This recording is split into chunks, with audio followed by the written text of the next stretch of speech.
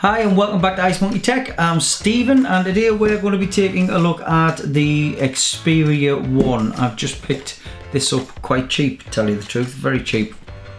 Less than half price because there's a bit of a deal on with the big Black Friday. I haven't even opened it yet, as you can see. So what we're going to do with this is we will open this up, unbox it, see what's in it. I'll spend a few days with it, see what it's like, battery life, etc, and then we'll take it from there. But so for me it'll be a few days, but for you it will be very, very shortly. See you soon. The Xperia 1 by Sony. Open with a very blunt knife. There we go.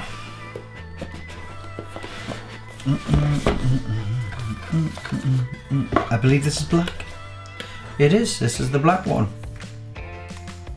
I can't pay that off just yet. So anyway, there's the phone. In the box we have what do we have in here? A little bit of paperwork, not much, startup guide and so forth. We have an adapter, which I believe is a 18 watt, which is quite decent, which that'll be for the super fast charge. And we have a USB to Type-C adapter. Actually that's Type-C to Type-C, and that is Type-C to headphone. So this doesn't have a headphone jack, but at least they supply the USB-C to headphone and a pair of headphones with the microphone. So there we go. So that's what's in the box. We have got the phone itself, a charger, a pair of headphones, a USB-C to C, and a USB-C headphone adapter, and obviously we have some manual software. So anyway, there we go. That's the actual unboxing, and that's what you've got in. The phone itself, we'll have a little chat about the phone, eh? The phone itself feels really nice in the hand. Shall we peel? We'll do the peel. Are you ready for the peel? There we go. Oh, that's stuck to me. Nice looking phone, a nice feel. I can actually reach right across it, which is one of the reasons I bought it. And we have the SIM tray and the micro SD tray, a little guide there on the back telling me that there is the power button. So get started. Welcome. That just proves that I have just switched this phone on, and it looks really nice. It's got a nice screen, it's got a nice feel, and time will tell.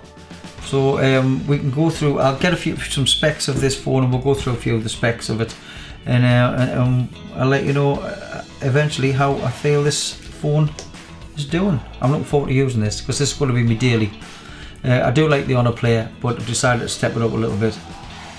And I really do like the look of this, so hopefully it is a really good phone. Wait till I find my Wi-Fi. We'll do that one there. Excuse me, stop looking. You see? Oh, I think it was the right password. Oh, no, it's checking for updates. You know what that means, don't you? I got my password wrong the first time, but I got it right the second time. Well, there, very nice and responsive, nice screen. Oh, Linus is in the video. Or Linus, however you want to see it. I watched that one on Paul's Hardware this morning. It wasn't bad at all. This is what I like about this one. Although yes, in some videos that are not made for this aspect ratio, it will chop the heads off. But that just looks amazing. So there we go. Woohoo! That's very responsive as well. I don't know what that is. I'll take that off because that's enough of Mr. Hammond. So there we go, a quick unboxing of the phone just to let you know what it's like. It feels absolutely fantastic in the hand, it feels really well built. I'm sure this has an aluminium frame and so on, but the screen looks absolutely brilliant. I don't think I've got it at full brightness just yet. I have now, and that is pretty nice. It's bright enough, definitely bright enough. So we'll go through some of the specs with you. So memory and storage has 6 GB of RAM. It takes a micro SD XC support up to 512 GB. It has 128 GB ROM. Obviously that's internal memory. It takes a single SIM and a nano SIM. Operating system is Android Pie 9. It has a Qualcomm Snapdragon processor, the 855. Battery is a 3,330 milliamp, so it should last you all day. Power delivery USB, fast charging, and I do understand from what I've heard is that the fast charge on this is why they have the 18 watt or volt, I think it's watt charger, because that's the fast charge system. But I do understand if it thinks you're charging overnight, it slows the charge down as not to overcharge it and so on, which is pretty cool. It's water resistant to IP65-68. It has a Corning Gorilla Glass 6, 178 grams. Dimensions, if you're interested, 167 by 72 by 8.2. Comes in a variety of colours.